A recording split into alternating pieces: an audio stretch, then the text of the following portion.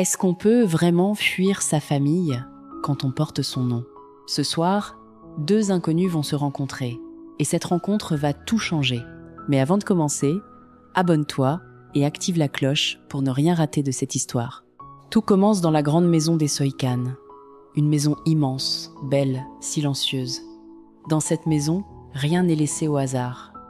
Oulia, la mère, regarde la grande table du salon.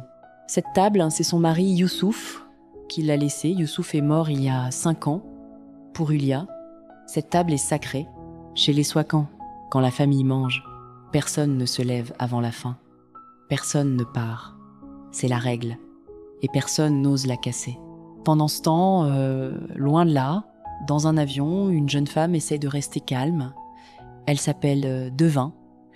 Elle est psychologue. À côté d'elle, un passager refuse d'éteindre son téléphone. Devin lui demande gentiment.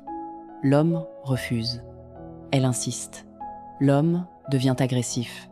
Le ton monte dans la cabine. Tout le monde regarde.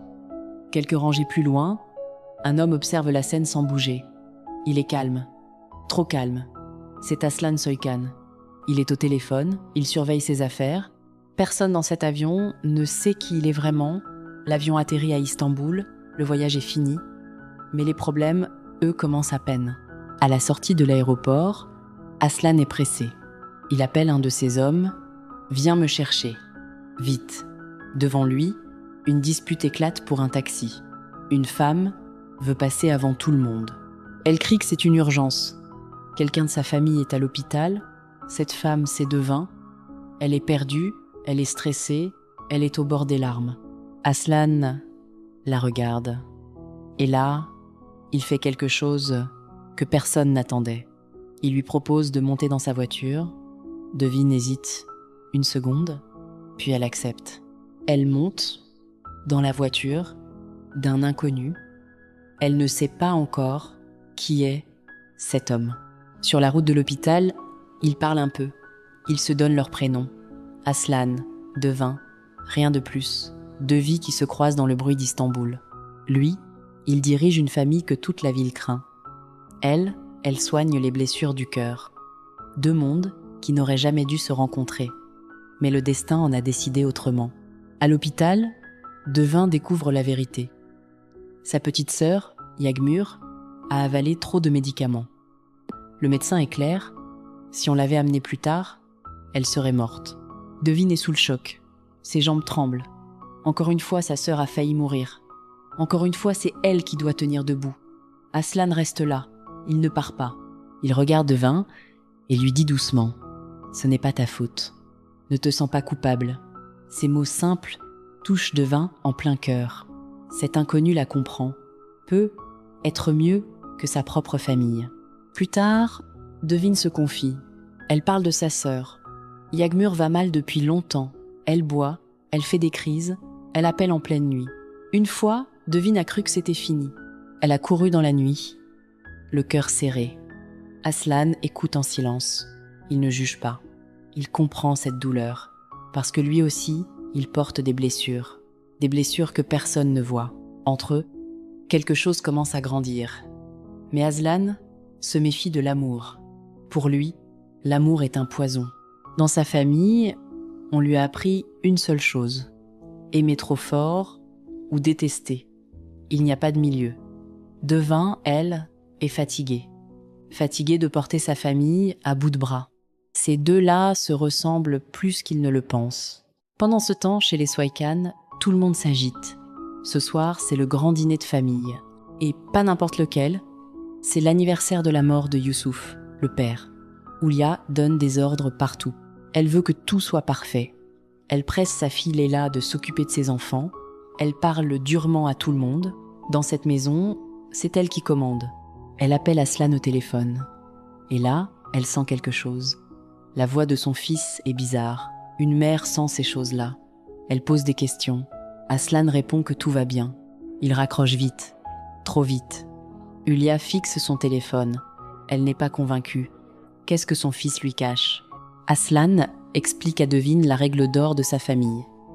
Chez les Soykan, le repas de famille est sacré. On n'arrive jamais en retard. Jamais. Celui qui arrive en retard le paie cher. Devin écoute, étonné. Quelle famille vit avec des règles pareilles? Puis elle lui demande de prendre une photo. Aslan sourit. Il a compris son petit jeu. Elle veut son numéro de téléphone. Devin ne dit pas non, mais elle ne donne rien non plus. Juste après la photo, l'ambiance change d'un coup.